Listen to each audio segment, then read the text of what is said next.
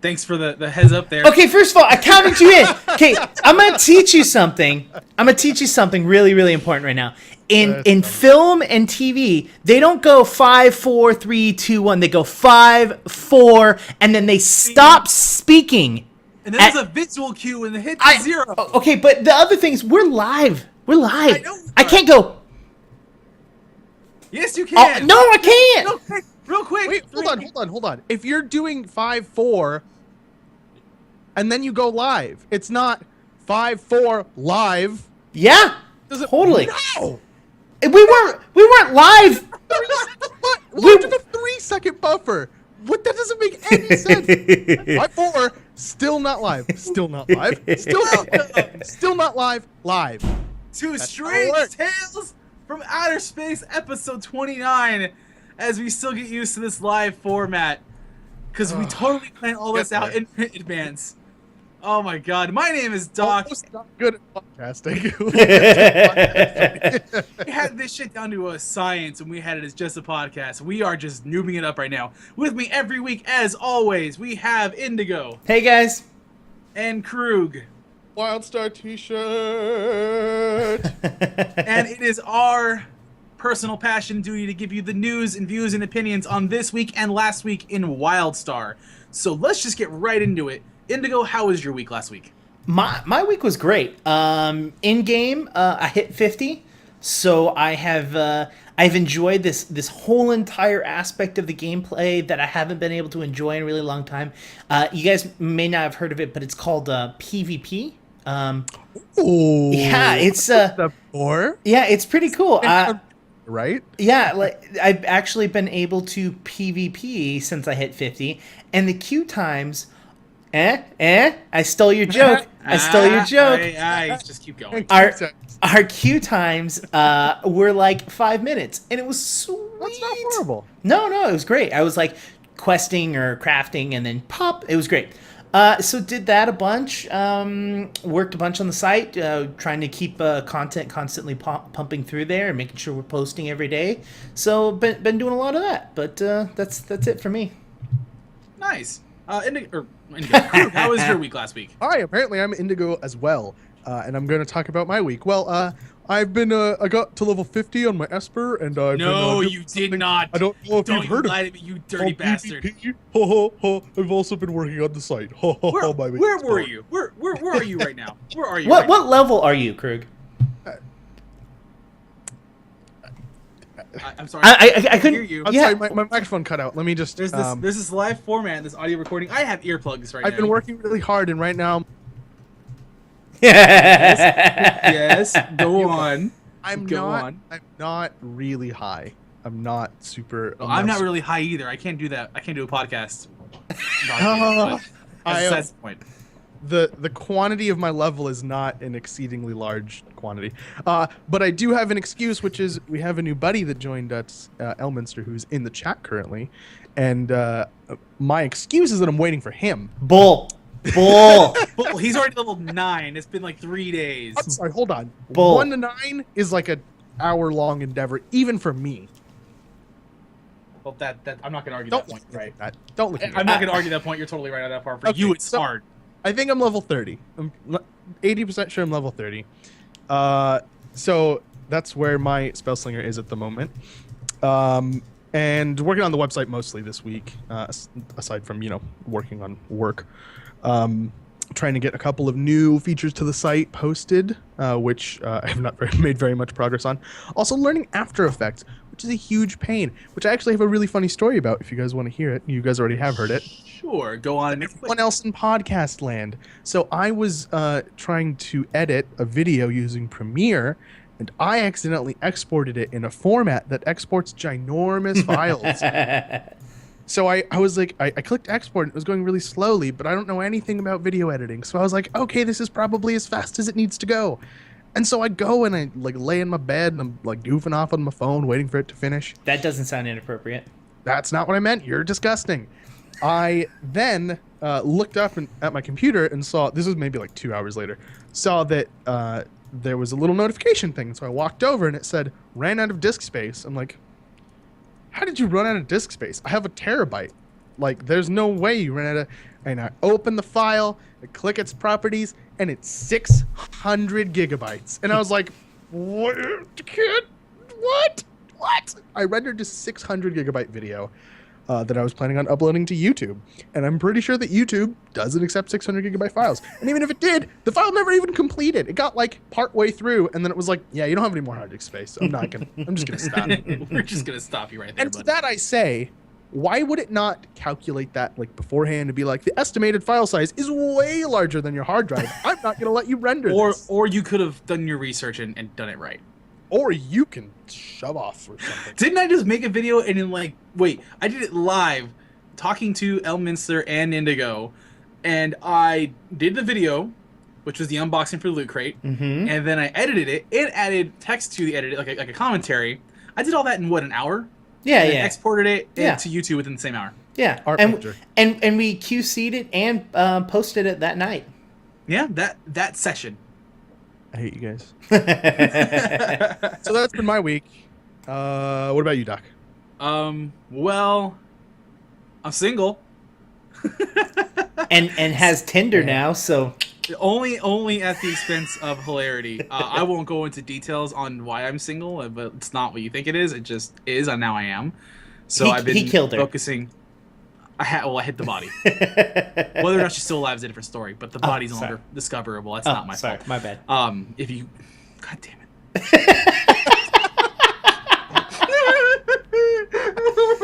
Okay, no, seriously. I've been keeping myself busy this week. I got myself to 50 as well. I'm actually gonna hold off on attuning my warrior until Krug gets there, so we can all do it together. Because we had a problem last time where I was so far ahead on attunement on Doc that it was difficult to schedule times with all three of us can work on it together, and we got way out of sync. Hey, Doc, I have a bet for you because I started a warrior myself. Oh, and I re-rolled the stalker too. Oh, yeah. What was your stalker's today? What was your stalker's name? Senpai, please, the creepiest looking Orin I can. That way, when I gank someone in PvP, that's all they'll see when they die. It's funny.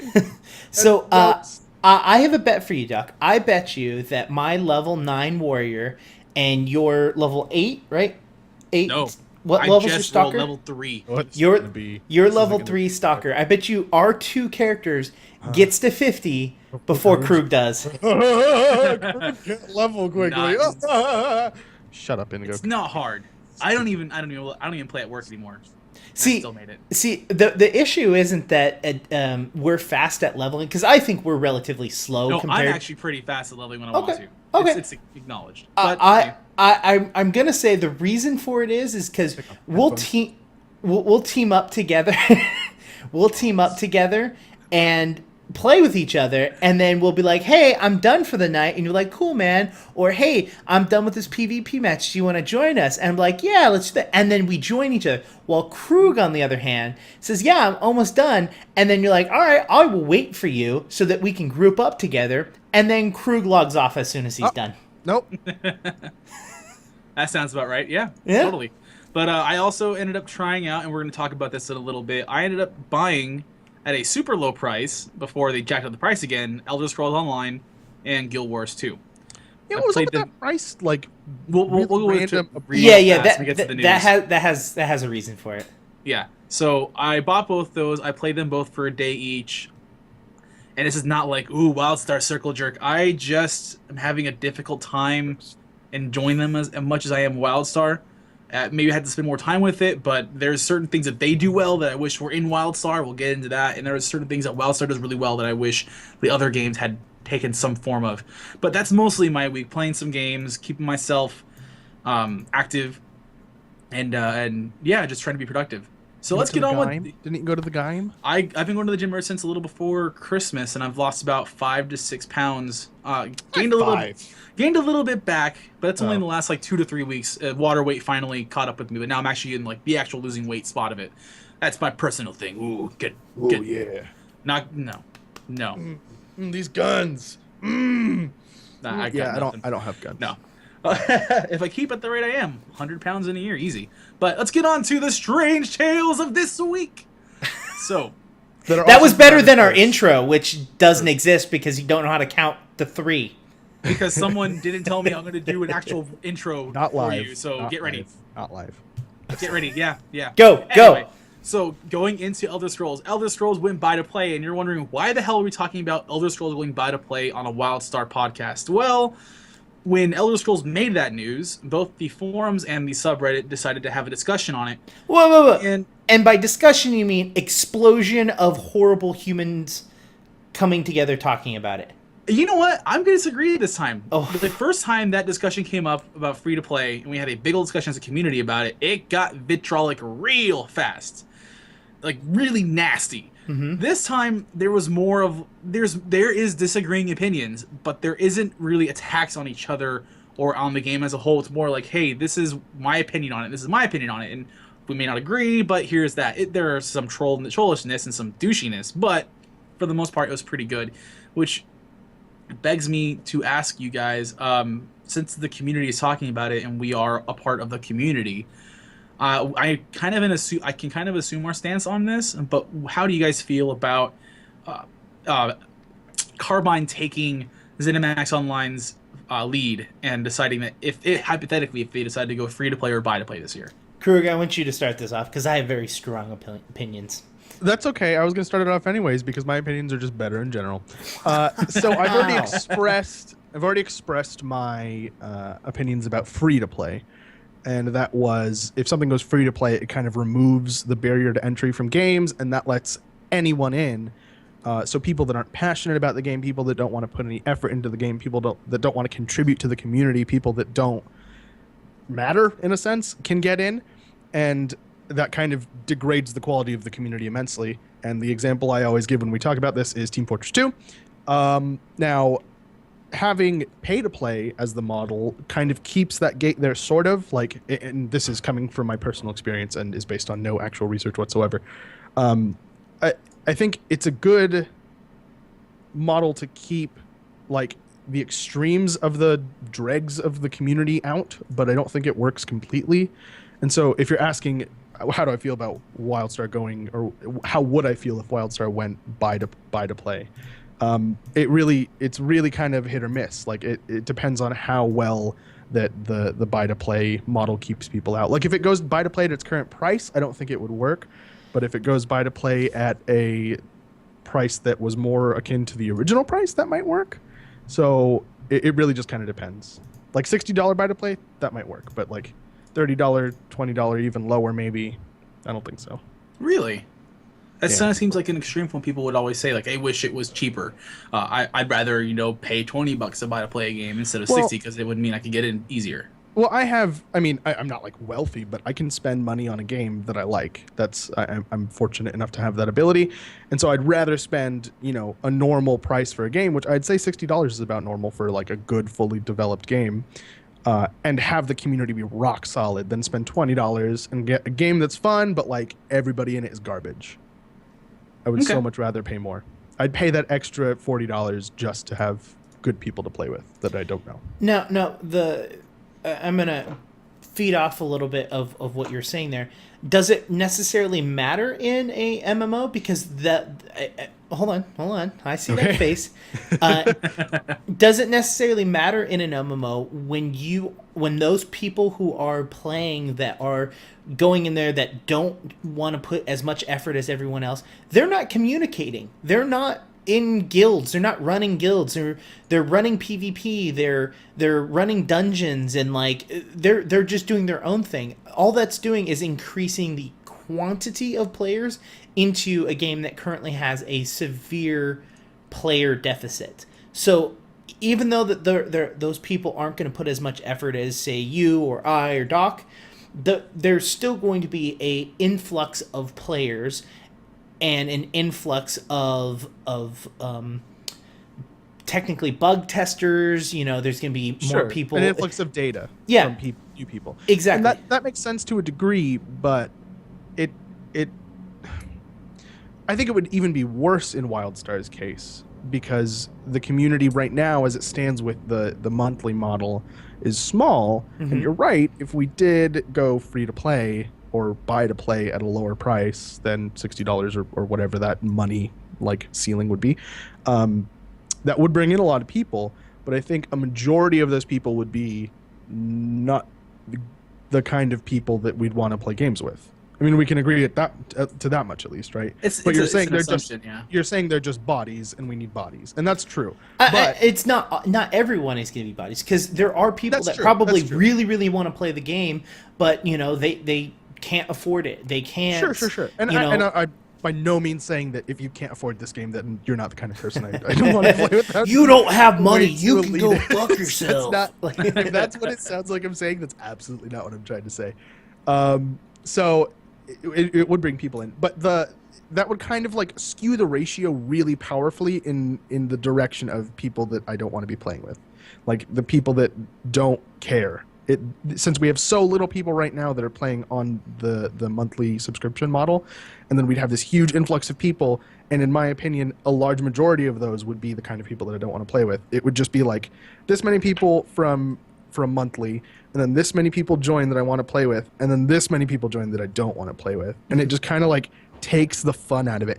And this is super personal for me. This has nothing to do with like the overall game and stuff like that. This is just what I feel would happen from my experience in games.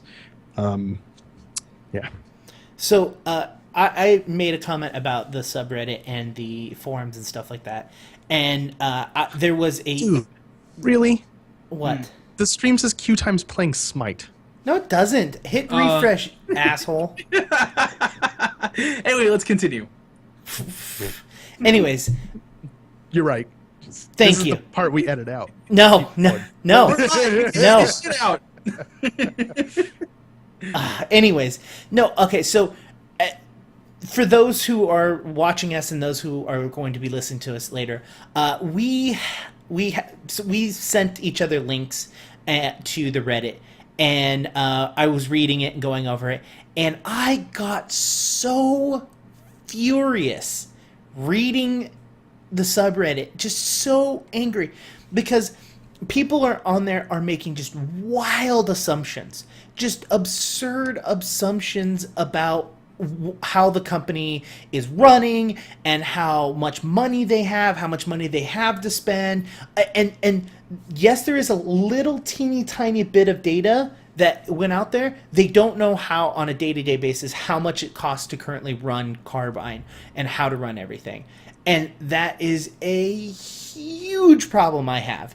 They went on there and they're saying, with the way that they're running things and the amount of money that they're incoming, they're hemorrhaging money every month. And it's like, I'm sorry. I didn't realize if you had access to the internet, you immediately knew all of Carbine's income and outgoing costs. I didn't also realize that you had a business degree and could legitimately figure out how their payment process is working. I just didn't realize that everyone all of a sudden had this amazing, ability once they had access to the internet. Welcome to the internet, where the way I look is purely a facade, and I'm clearly a 6'7" bodybuilder that only weighs 180 pounds with 5% body fat and 500 degrees. Oh, degrees. I thought you meant like a temperature. I was like, why would that be attractive? Why do you have 500 degrees? That's really weird. I are super smart. You are super smart. So, I mean, I remember that conversation, and it's like, it's baffling to me. Like, and it's really frustrating, because I think what you and I had talked about during that conversation was the Reddit's upvote system. Remember that? Yes. We talked about how, okay, somebody says, Carbine's losing so much money, blah, blah, blah. And then people are like, oh, Carbine's losing so much money, and the game is bad. And so people agree with the game is bad, or people agree with, I hope the game recovers, or something like that. And they upvote it, but they also upvoted a comment that says Carbine's losing so much money. And so somebody new coming into the thread that sees a comment with an upvote of like 100, and it says Carbine's losing tons of money, and then a bunch of other stuff, are just going to automatically believe that Carbine's losing a bunch of money. And so it just kind of like propagates this bullcrap across the internet that it really... There's no way to avoid it with Reddit because of the upvote system. And then something else that was happening, to give a perfect example of that exact thing, is someone goes, they don't even know what they're talking about. Quotes an article that says, we were making items, and I was sitting there making items, and I thought to myself, how do I know that this is an upgrade, right? End quotes. and then this person actually linked the article to it. So they get like some props for this, but they only quoted this one sentence. If you continue reading that entire paragraph, it explains, I was doing this and I wondered how I knew that this was going to be an upgrade. So I made sure that we were going to do X, Y, and Z as a process from now on, and blah, blah, blah, blah, blah. And like went through the whole entire process of how immediately afterwards. They were like, and this is why I'm smart, because I know to do these things. And so all these people are upvoting it and saying, yeah, Carbine, they have no idea what they're talking about, because they even said it in that one quote that one guy quoted from that one article that I'm not going to spend the time to read. And so now all these people underneath it are agreeing with this dude saying, yeah, Carbine's who they hire is a bunch of idiots. And I'm just like, read the fucking article. read the fucking article. Like, the sound of you rubbing your forehead was hilarious. It's an audible one there. So this probably looks weird. So I mean, that was that's why I hate Reddit, and I hate how Whoa. look Very strong. I said this in the chat. I think Reddit needs to stick to hot girls and kitten photos. I'm just saying that section of Reddit is pretty awesome. Awkward. I like the Reddit. I try to post in there as much as I can. I try to put explanations into my topics and my quotes and my comments. Yeah. To try to fuel a discussion. But I get frustrated like you do when I see stuff like that where it's continually just tossed around as this is the gospel for this comment and this thing. And yes, it's an upvote where you agree with it, but it's surprising when people do agree with that mentality. Yeah, or and you may be the 1% of Reddit that is legitimately trying to put an effort into what they're doing, and instead of just trying to make a comment that they think will get upvoted. Now to actually talk about what was posted on the Reddit. Now that I'm off of my Reddit soapbox, there you go. Do you need help down? It was kind of big, right? Yeah. As for You're not careful. As the free-to-play, buy-to-play thing, I honestly feel that the monthly fee is a model in which can succeed and can work, and I do not want Wildstar to move to a free-to-play or buy-to-play, and the reason for that is exactly what Krug said. Quantity over quality. And yes, quality can come along with those numbers, but it isn't necessarily guaranteed that that's going to happen. I also don't like what companies turn into once they go free to play or buy to play, and where they have to come up with a new way to continue to make money. So let's just say we're in a system where, okay, it's buy to play, you buy the game, $60, and all of the content that's on there now you get. Well, Wildstar is still planning on doing their quarterly updates. So how do they get money to further push that on there? They either have to do massive cuts and reduce the quantity of updates that they do, or they have to come up with another scheme where they say, okay, all additional content drops that we do, you have to pay $45 for, or $30 or $20. And at that point, so it's like buying a new game each yeah. time. And at that point, you might as well just continue on with the sub fee. You know what I mean? Maybe not $15. Maybe drop the sub fee down to $10. We're kind of stuck at this $15 sub fee thing because I think it's just kind of like, hey, that's what everyone else does. But I think I think the sub fee could fluctuate in pricing if they want more players. Say, hey, look, we're gonna for the first year, if you subscribe now to Wildstar, we'll give you a year for $7 a month. If you sub right now, you'll get a whole year for $7 per month, or something like that. You can fluctuate that if you really, really want to push numbers into the something game. Like if you bought a year's worth of content right now, it would only equate to about $7 a month. Yeah, exactly. And that's yeah, a lot of businesses use that model where they like something that's subscription, like something we were just Xbox talking Live about. does something like that.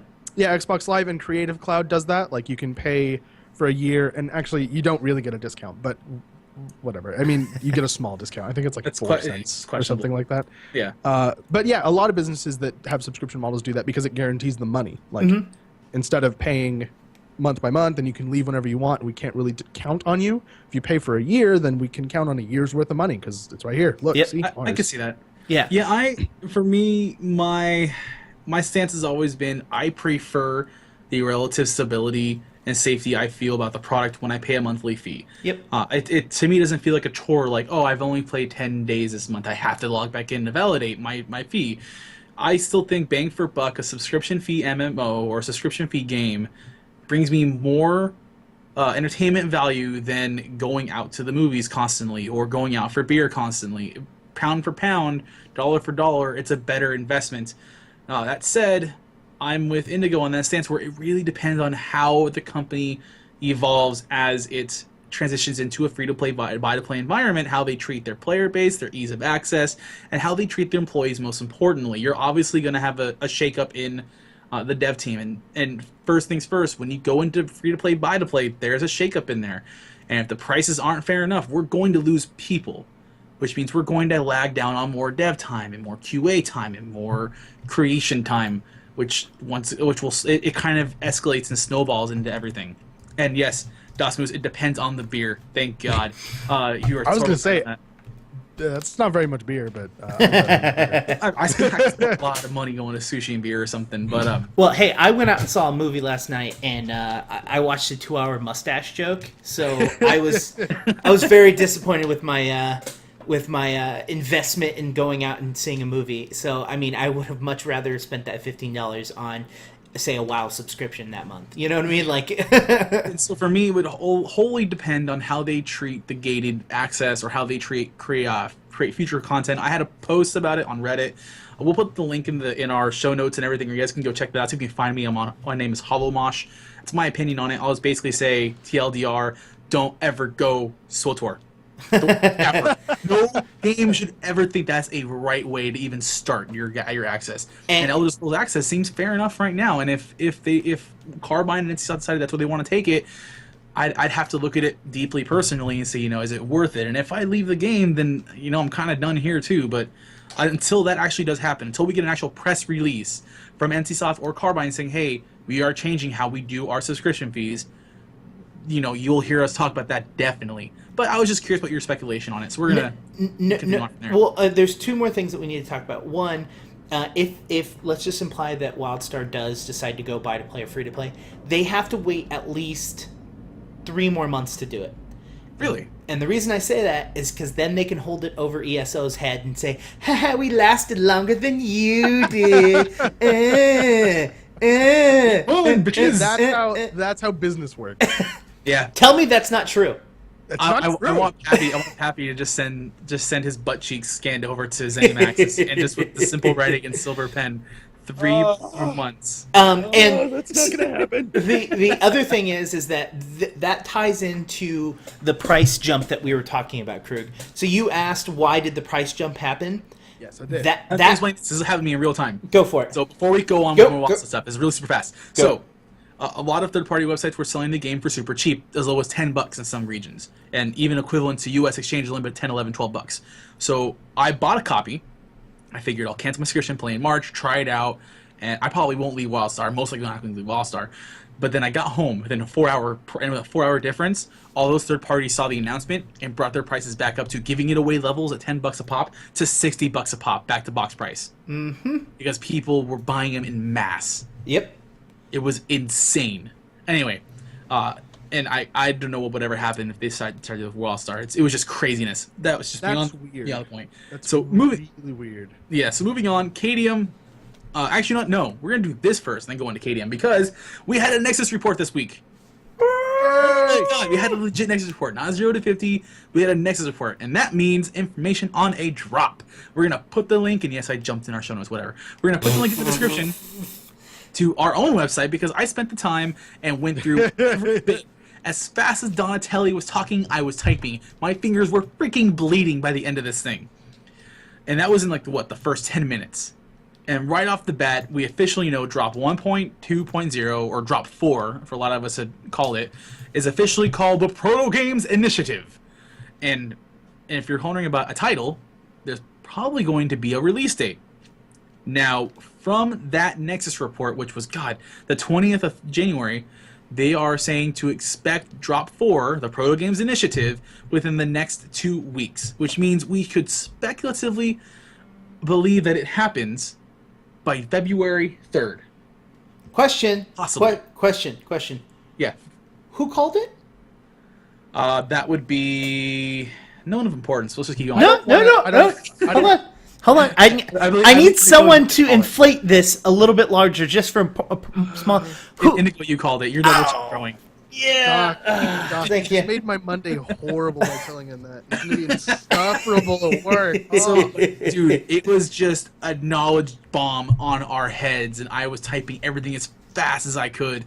So, Toy Ray plushies for the win. I kind of misspelled that, but I'm keeping it because I would love a Toy Ray plushie just for the hilariousness of it. I just want Donatelli a had said, little behind the scenes of the way we do our website stuff. One person writes an article, another person has to look over it and make sure it's all good and worthy of postage. I was the person who looked over it, just so I could take credit for that. I left Toy Ray in there, but in my defense, it didn't underline it in red, so I didn't know it was misspelled. Like, it's weird. And I read it, and it was just missing a letter, and I didn't catch it. Anyway, moving on. Sorry. Donatelli said we got a few more tidbits of it. We're obviously going to have the Protogames, a level 10 dungeon designed to help players unfamiliar with Wildstar's mechanics. We're going to have a veteran version called the Ultimate Protogames, which expect to die a lot. Speaking of that, we're actually going to have a difference and changes into the points and medal system. They didn't elaborate on it, and I'm pretty sure they will by the time between now and the release date of Protogames Initiative. But they're basically saying it's going to be a little easier for dungeons and adventures and ship hands to track players' progress as a group and individually, and hopefully adjust prerequisites accordingly, so it feels like it's a more fairly based medal ranking system. So you feel like you're not getting gypped out of a silver or gold, and if you're going into bronze because you just messed up royally. Maybe you mess up a bit, but there's probably some way to come back from it. We also ended up saying, hey, we're going to have Elder Gem weeklies. We are going to have another ship hand. And by the way, veteran ship hands are confirmed to coming in with the Protogames initiative. It came from Fragment Zero. It's a level 6 ship hand. That it's going to be the same thing as the Protogames. Don't laugh at me. This is fun. You know it is. I'm just curious because I'm pretty sure we told you not to have coffee. So I'm just. I'm not going that fast this time. But anyway, Fragment Zero is a level 6 ship hand, which is supposed to do the same thing. Get you acclimated. He slows down. Just saying. And the cool part about ship hands, and we'll tie into another news thing, is that unlike adventures and dungeons where you have to have a set group to help take on the challenges, you can run a ship hand however you feel. It's just supposed to get you curved, like the learning curve to get into group content's a little easier with ship hands. They're their own little self-contained stories. You don't need a setup for it. You can just go. So that's really fun. In fact, in preparation for Protogames and for It Came From Fragment Zero, they actually revamped and streamlined the quests for level 3 to 42. The idea is to help players leveling to kind of ease what a lot of players believe is the grind for the game. Obviously, grind is, personal. I don't think it's grindy at all. I think you guys are all whiner babies because you didn't play when I played back then. Wow. Yeah, no. Back in my day, we had to grind exactly for hours and hours just to get to the first level. Back in my day, if you died, you lost experience, and if you didn't find your course in 7 days, fuck you, everything's gone. Yeah. The grinding for the level was too hard. Whiners. Wow. Someone bitter. It's a game. You're not supposed to be bitter about it. It's a video game. People complain so much about the leveling. Jesus. Anyway. We're going to have theme housing plots, which a lot of the housing stuff in Drop 4 has been revamped. We're going to have, themes grounds, and we're going to have all the arches and stuff coming in. So housing architects, get ready to have your minds blown and your hands busy. What the fuck was I can't tell if he wrote that beforehand or if he just pulled that right out of his ass. What's that? It's true. If you're an architect, never mind. That was ridiculous. If you don't like how your character looks, the barber shops are coming in, and supposedly they're going to change just about everything on your character. If you want to get a glimpse of it, gotta check out the PTR, and they show you the full extent of it. There's obviously new zones and maps for the areas. The itemization 2.0 is coming in. The currency 2.0 is coming in. Imbuement 2.0 is coming in. The amps are going to be cheaper and more often be able to use. And what else do they have? Datascape is going down to 20 instead of 40. Yes, So you need 20 people to get a date escape. And a lot of this stuff is already in PTR, so you guys can go ahead and check it out. I believe they did an update for PTR this last week as well. A lot of it you can't actually test, like the ship hand and adventure queue times.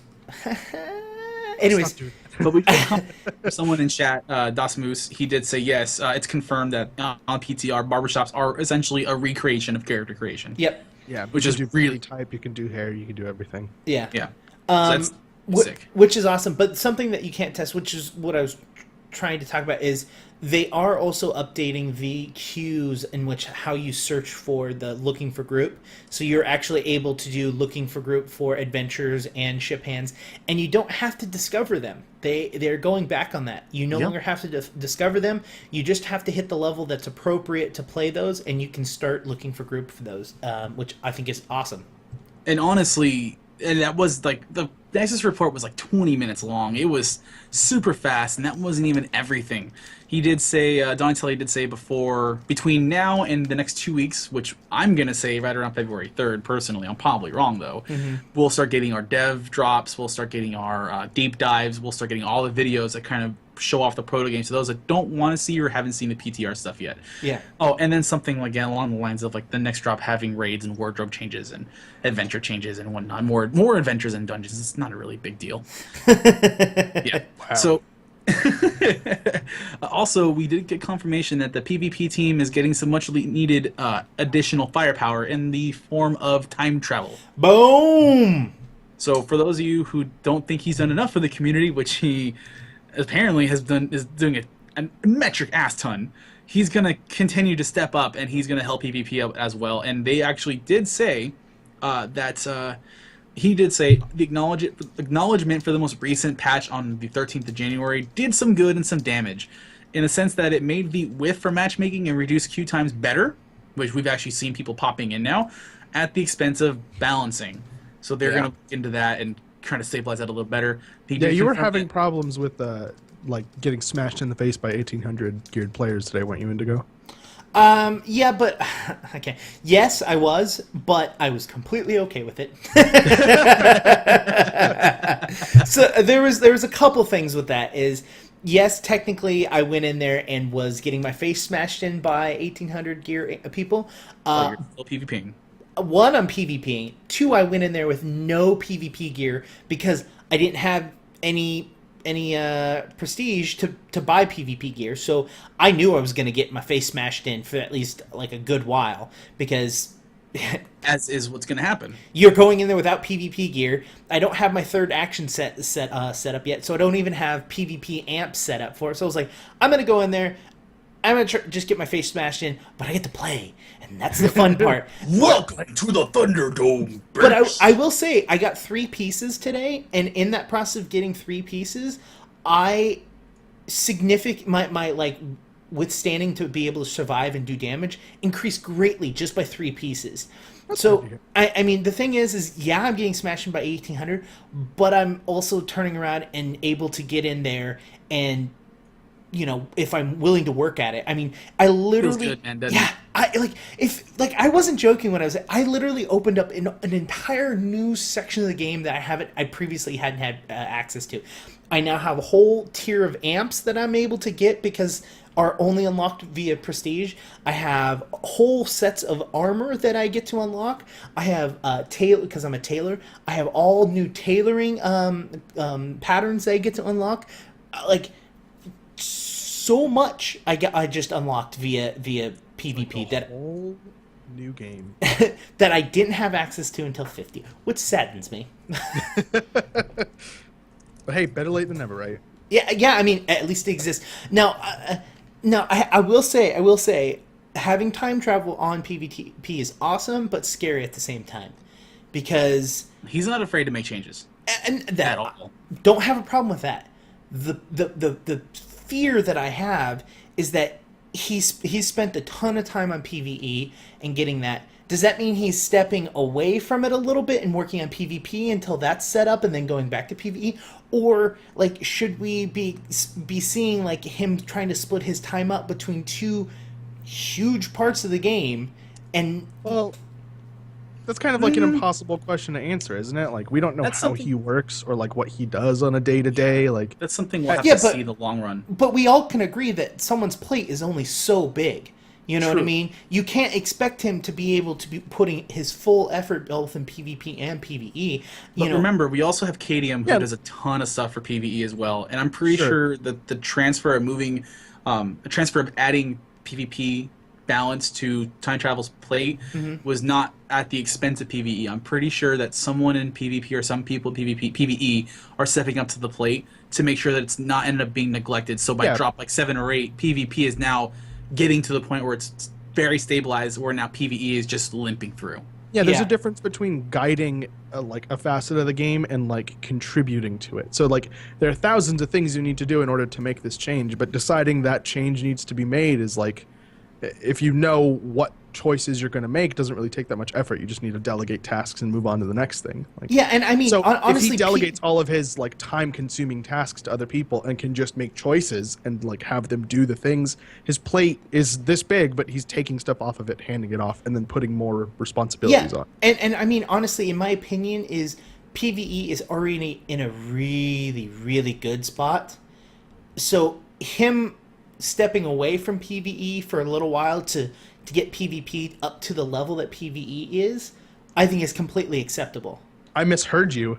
I thought you said PvP was in a good spot. No. And I was like, why do you think that? But okay, PvE is in a good spot, so he should step away and come to PvP. To bring it up. To bring it up to the level of PvE. There we go. Now we're on the same level. So So Time Travel had then said, hey, we know that you guys were curious about what happened to PvP's state of the game in the last few weeks. We're going to address that in the next 2 weeks as well, and we have a essential confirmation on the PvP Town Hall, which you guys got to check out, and not because one of the Q Times members is running it. Because it's awesome, and because we're involved with it, it's even going to be awesomer.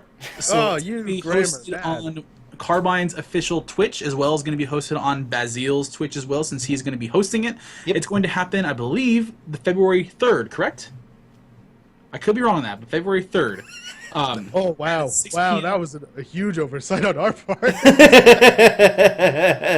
That was a huge oversight on our part. It says in this article, doesn't it? Hold on. It totally says in this article. It says February 3rd, but the Town Hall broadcast February 3rd at 3 p.m. February 3rd at 3 p.m. Pacific Standard Time. Which is 6 p.m. Eastern, and I believe it's going to be 11 p.m. GMT. I could be wrong with that. I'm not great at my European time zones. Then why even bring it up? Because people in the chat were asking during the message report, what does that mean in European time zones? What is Central Mountain Time? What time is it then? Fuck if I know it. All right, then we didn't bring that one up either. All right. What about Greenwich Mean Time? Do you know what Greenwich Mean Time is? Oh my god. Anyway, let's move on with the rest of the strange tales of this week. We actually had KDM, speaking of new information, KDM decided to do essentially a developer's diary on Veteran Shiphands. And kind of went through, their process and their mentality of how do they make this challenging, and still how do they keep the flavor of Shiphands going. Obviously, in the terms of the grind and the curve, Veteran Shiphands are supposed to be the best bet at entry-level content for a specific reason. It is not made to have the Holy Trinity or the metagame of tank, healer, DPS. Shiphands are meant to explore the story at your own leisure and the crazy and insanity of it. So the idea behind Shiphands and Veteran Shiphands is make sure we keep the fun and make sure we keep the option to let players experience it at their own pace. And that even gives you the option to go in without even a full group. So that's kind of cool for Veteran Shiphands. Solo! Veteran Shiphands solo would be impressive. Because... Although, honestly, I think some of the mechanics in Shiphands just make them a million times more fun with other people. Like that one where you hallucinate things. Do you know that Shiphand? I don't know what it's called. Wait, repeat that? The Gauntlet? No, it wasn't the Gauntlet. No. I know. I just played it a few days ago. I can't remember the name of it. Do you know the Shiphand where you get on the ship and then, there's, a gas leak or something and you have to, run up to air canisters or else you start hallucinating? Yes. I tried doing that one by myself and it's boring. It's only fun with someone else and it's like, I'm being attacked. No, you're not. Yes, I am. Oh my god, the vending machine is kicking my skull. What's happening here? If you haven't tried Ship Hands and you're level 50 with a certain character, go back and get a few friends together and go run Ship Hands. Veteran Shiphands will give you a fun little challenge. They'll actually help you out with your renown and gear to help you get through this leveling curve at endgame. It's going to help you get your gear together for adventures, which in turn will get you ready for dungeons, which in turn will get you ready for genetic archives. So I would definitely get a chance to check out the article. There's more to it, and she even hints at, this came from Pac-Man Zero, jumping in there to even help out with that. So definitely go check that out. It's like I can't say it enough, because KDM is so good at bringing content to players and being open with the way things work, and that's super cool. I love behind the scenes stuff like that. Well, KDM's just amazing. Like, KDM was on not on the live stream, but she was watching the live stream last week, and she actually stuck around, and we talked to her for a little while. And I see her on almost every single live stream that happens on a regular basis, like off hours, on hours. It's ridiculous. Like, KDM is everywhere. Yeah, she must have her own internet connection at Carbine that's just like, this is KDM's internet connection, and she gets to view as many streams as she wants on her one just giant. Really good about interacting with the player base in some way, shape, or form. Yeah. And if you're listening to the MP3, come check us out on Sundays, because you'll hear stuff on there that you do not and will not get anywhere else. Yeah, because what we do is, after the live stream, we'll actually stick around and talk to whoever's in chat. We'll play a little bit of games and go from there. And we don't actually include that on the podcast or the YouTube video, which will go up this week because I won't lose it, because it will be a terabyte for YouTube video. So there's a few other things that are going to happen. Settlers are giving some improvements in life, some quality of life improvements. They're going to merge certain buffs that kind of feel redundant. Like, how there's an out-of-combat speed buff and an in-combat speed buff? Yeah. They're just going to make it a speed buff. Like, little quality of life things like that. The projects will let you carry more resources if you're going to do, like, those big building projects. It's really cool. So the scientist got some love. The settler got some love. Explorer's got a jetpack. And I don't think soldiers have gotten much changes. I mean, a lot of explorers are still saying, we're kind of broken still, and there's some issues, which I will agree with. Who says we're broken? Who says they're broken? I still have trouble with certain explorer path quests. I don't know why. The quests. I thought you meant their abilities were broken. Some of the quests are broken. I will tell you this. 3-second jetpack cooldown? Oh, God, yes. Give me that all day. I'll tell you this. I did my Stalker all the way through as an explorer, and I mastered each area. Didn't have a problem. Didn't have a problem at all. I'm just saying, some people believe that. I'm saying, and by some people, you mean you. No, I didn't comment to that. I think the Explorer is quite fine where it's at. I just wish that some of these hide-and-seek quests were not as buggy as they are. Like, literally, I can't complete some of them because I can't get the objects. The thing is that some of them are really, really frustrating because it's the way that they word it that you don't necessarily know exactly what you're going for. They're like, oh, kill the fish by the pond. And you're like, I'm going to go kill fish by the pond. And you go over there and you start killing things. You're sitting there for an hour and you're killing stuff. And you're like, why hasn't this thing popped? And then you realize that you're like, oh, it says by the pond. And it's Poond. And you realize on the map there's an actual pond that is spelt that way. And you go to that pond. And then it's like the first drop. So it's like, you have to be very, very careful. Attentive. Yeah, and very attentive of what they're actually writing. Because I'll be honest, I spent hours trying to kill things that was supposed to drop something, and I realized that I was like, you're killing. I was literally right you're supposed to kill. Right there. I was like, son of a. It's just staring at you in the face, like, hey, buddy. Oh, wait, I'm supposed to kill the blue flying fish, not the 50 red fish. Oh, that one's blue. I'm going to go kill that one. That's what it was as an explorer, and I felt like an idiot because I was like, I could have been done with this. I could have kept going. And I really like the explorer quest. Right now, my Esper is a settler, and I regret that 100%. I don't think I'll ever do settler. Yeah, settlers are really, really nice for leveling because they're the ones who create the buffs, so you can just pick whatever you want. Any little bit of OCD in you, though. Why? Oh, because all of the resources scattered. Shiny object. Yeah. Shiny object. Yeah, I felt that too. But I I think their quests are kind of garbage. Like, I don't really like them. They're super helpful, but it's just not entertaining. Whereas Explore, like, I get a cool cinematic. It pans over the whole like area when I finish an Explorer quest. It's awesome. But yeah, no. I honestly, as a settler, I feel like everyone else is bitch. Like, the social interaction path. Hey, It's Indigo Jones. You should feel as like you're everyone else. Oh, that's just your mentality. I never feel like the zone bitch for that. No, I like, do. Cool. I feel like it because it's like, hey, I need a vending machine. Drop a vending machine, man. Fine. You know, it's like we need a campfire before this fight. Fine, here's a campfire. It's like, I'm going to go to this area. Like, there's definitely sometimes where I'm like, yeah, I'm by myself and I run over and I, like, do the thing. I'm like, speed bonus, XP bonus, like, reputation bonus. Yeah, this is awesome. And I get all of them and then I run away and I come back, like, 10 minutes later and they're gone. And I'm like, that's bullshit. Should still be there. I wish the settler projects weren't as difficult to construct as they currently are, and I'm glad that this patch change will fix it. Yeah, there's sometimes it's just too much stuff and like you're literally OCD clicking, like, or at least reduce the amount of time it takes you to grab things. So it's like you'll be running around, you'll click 1,000, 2,000.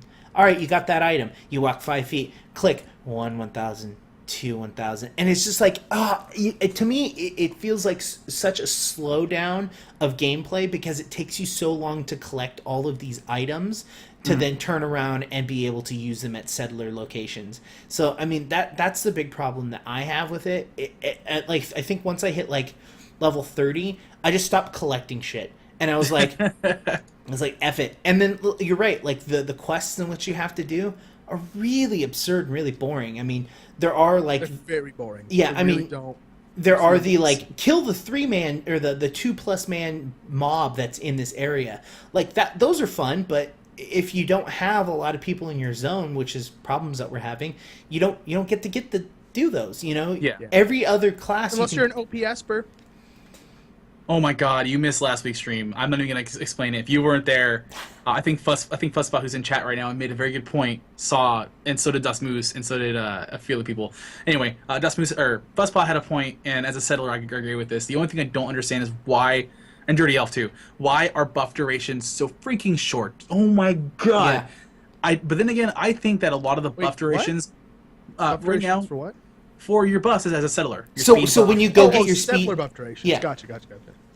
Yeah, I thought we were talking about Esper still. I was like, what buffs are you? Oh no. Even then, like stuff like food buffs, I think are short, or boost buff durations, I think are too short. So it kind of makes the money and time you spend in them not as big a payoff. But that's a personal gripe, and I kind of hope that they look at it and see if they agree with it, or if they don't agree with it. If they look at it again and say, no, we're good. Yeah. I won't like it, but I could agree with it. I just think it's odd how much effort you put into creating a boost or a buff location and then done. Yeah, so I oddly short. There's one more random bit of news, and it's a little. I don't know how I feel about this. There obviously someone on the PTR and showed up with the Datascape gear.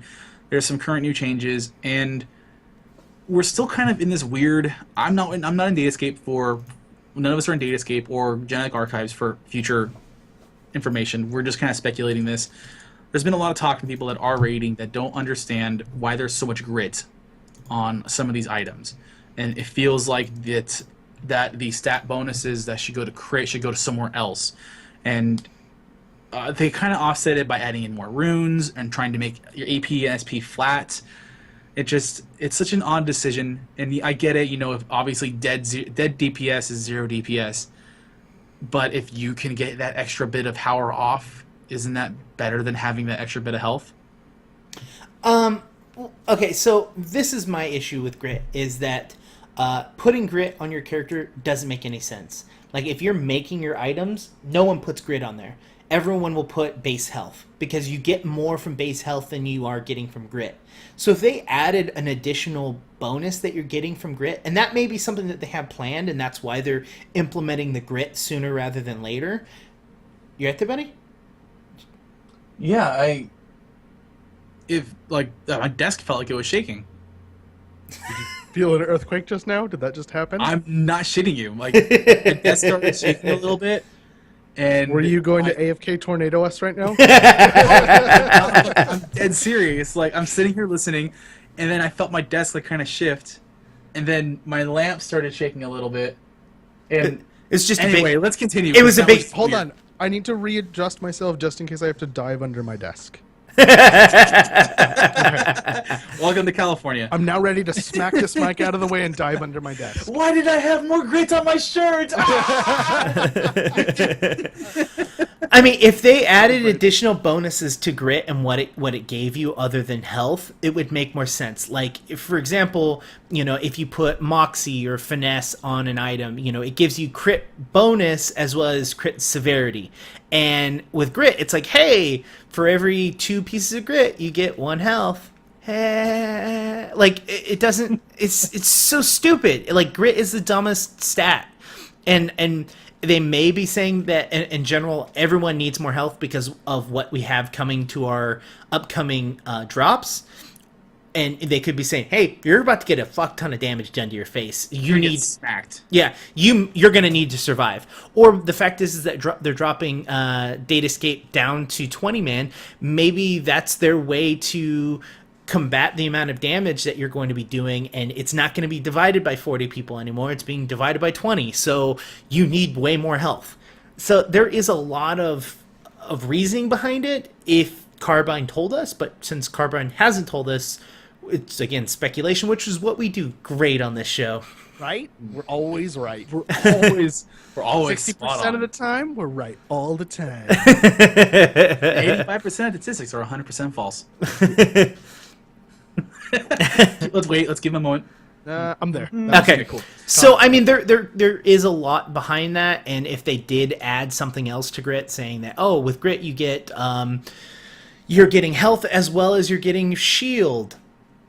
I mean, like, they could be. I don't know. I'm saying this as a DPS, and I agree with it. As a tank, give me some more grit and give me some more deflect. I'll take it. Deflect would make sense. But deflect.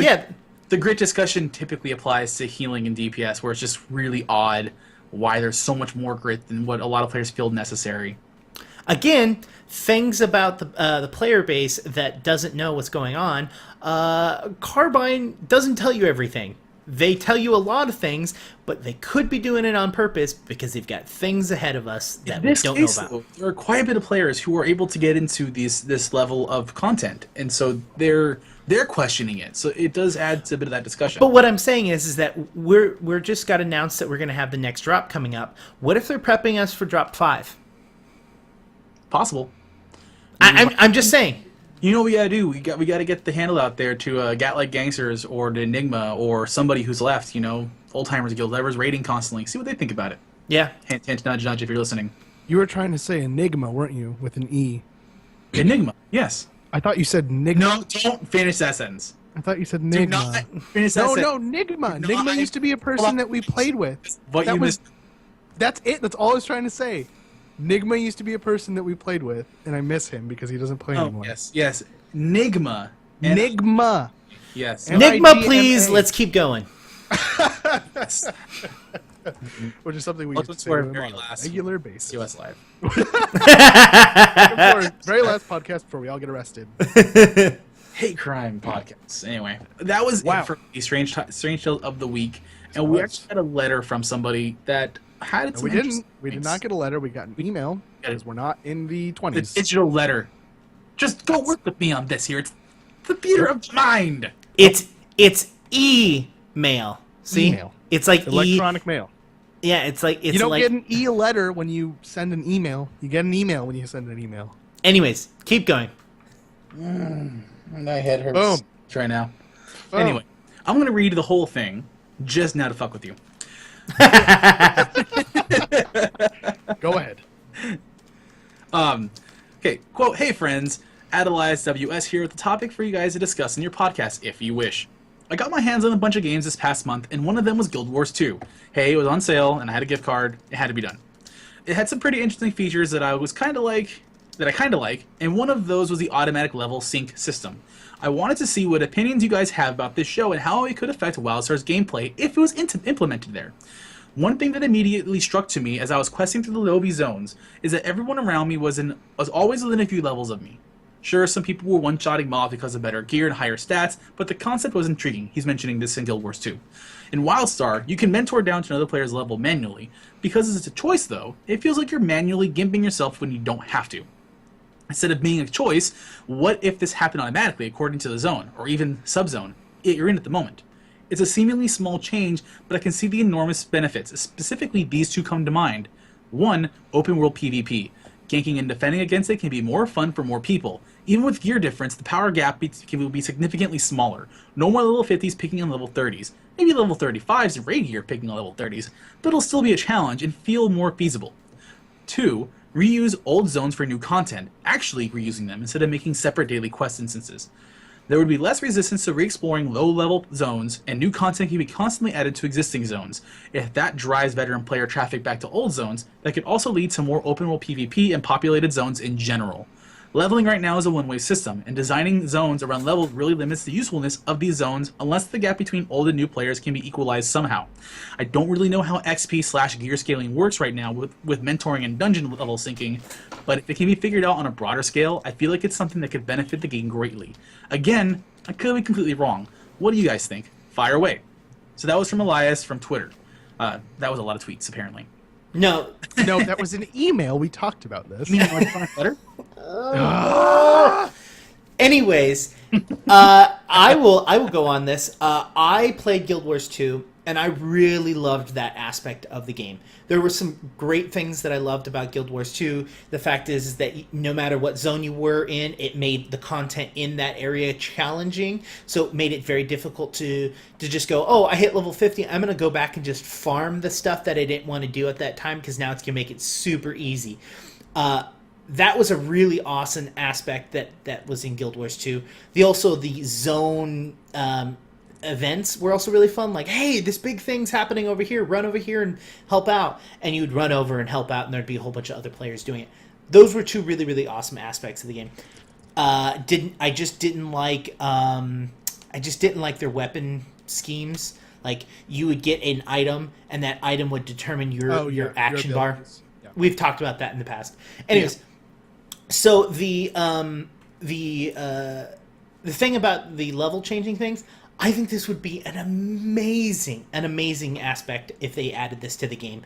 I would love it. I would really, really love it because again, it does open world PvP. It may bring in a resurgence to the PvP server as a whole because it would be like, hey, I'm actually at lower levels going to be able to PvP people because that level 50 is going to go back through the zone and be able to do the quests that it doesn't make it just like, oh, dink dead, dink dead, dink dead. Okay, I'm done with all the quests in that zone. Now they're actually having to go through. And something else that they mentioned is reusing zones. So if they turned around and said that in this zone, we're going to add level 50 quests, and those level 50 characters came in, auto-leveled them down, and had to do those quests down there, it would allow a lot more PvP. It'd allow recycling of zones. I'm 100% down with this. I think it would take a lot of time and effort to implement, but I'm 100% down. There's another benefit to this as well, and this is kind of incidental. It also would help with attunement, essentially. If they decide to keep attunement and they say, you know, we're really not getting rid of it, those rep grinds can be a bit easier. I mean, I believe right now it's technically easy in the sense that you're just grinding through and blasting everything away with no challenge and you're just kind of bored. Here, with this kind of auto-adjusted level thing, you're still having a challenge for it, and it kind of feels worth it when you finally get those attunements, the reputation part of attunement done. I like the idea. I think that the evolved zones like Crimson Badlands and Northern Waste is kind of their version of the auto level synced zones. I think it could be better implemented, and I kind of do agree that these auto scaled zones would probably be much more interesting and would definitely spread out people doing the content, and it probably would be just as more fun. Although I believe the infrastructure, and this is like super vague terminology I'm using, I mean, if I'm right, that's going to have to change and be a complete overhaul. So whether it's feasible enough, we don't quite know, because obviously we don't work on games. But I believe it would be a definite challenge. It could possibly be done though. Yeah. Well, I agree with what you're saying that, you know, we're not game developers and stuff like that. But just from a like logical standpoint, it seems possible. Like they have the ability to rally people to instances, so they obviously have the ability to decide people's stats based off of their location. And I mean, things would probably have to change about that system in order to implement something like this, but it doesn't seem that far off to me. Now, there's something that was brought up that the two of you kind of are taking for granted, and actually the person who wrote us actually kind of took it for granted too, is that people would have a gear advantage, and I don't understand why that's necessarily the case. Like, I don't see why that has to be the way that is. Stats are, like, it's not like Carbine only has the ability to modify base stats as you rally to different areas. And so what I think would be interesting is you take all of the gear in the game per level. So let's just take a level 35 character, for example. Carbine knows all the stats for all the level 35 or all the level 35 gear, and they can figure out the best, the highest stat, or the highest value per stat, and limit it to that for each character. So if the most assault power that a character that at level 35 could possibly have is 1,000, then it just limits it to 1,000. And then you're running around level 35 zone, you have a person in like raid gear, but they're not in raid gear. They're just technically in the best possible gear for that level. And they do that with every kind of stat, assault power, support power, so on and so forth. And so you don't have like, okay, this is a level 35 character with level 59 or level 49 stats, but you do have someone that's a huge challenge. Well, so when they do level dropping, they do drop the gear as well. It's just not as severe as that. So, for example, it's not a direct percentage decrease. So, like, level 25 is not half as much as level 50 gear. Sure. Like, so it's not like they can just say, okay, when you're in this zone, you're going to just have that percentage of drop off.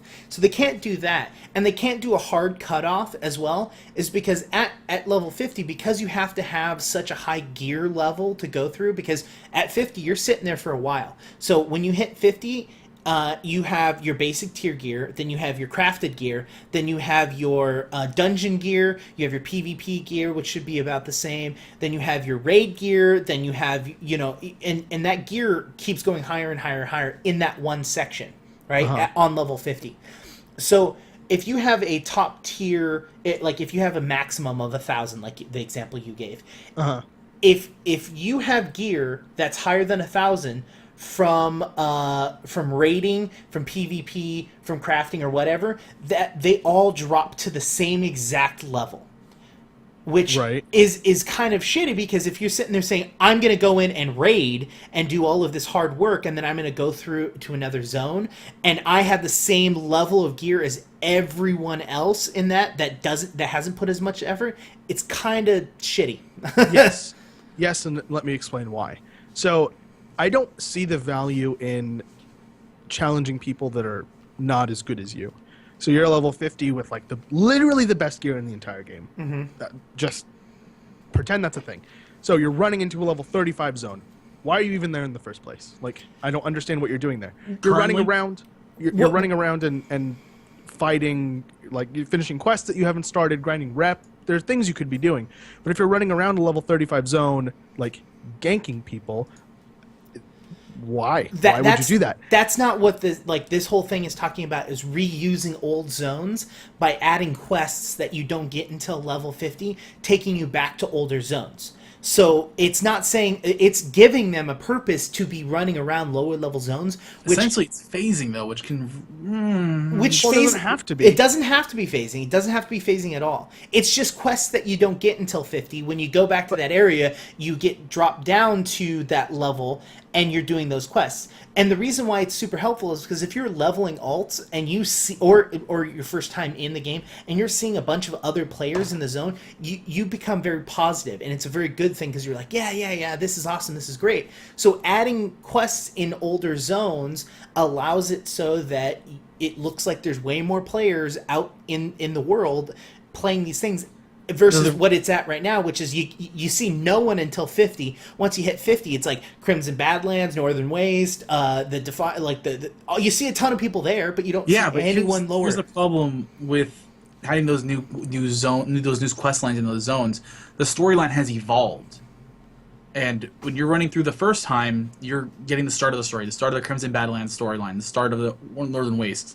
If they just said we're going to throw those quests in there, there's got to be something. The visuals have changed. The way that the quest givers and hubs have changed. So that's becoming a phase. So I think they kind of had it was. I think that what it would have boiled down to for them, and this is an assumption, is the old way of doing things, an old school MMO mentality of let's just create new zones that advance the storyline.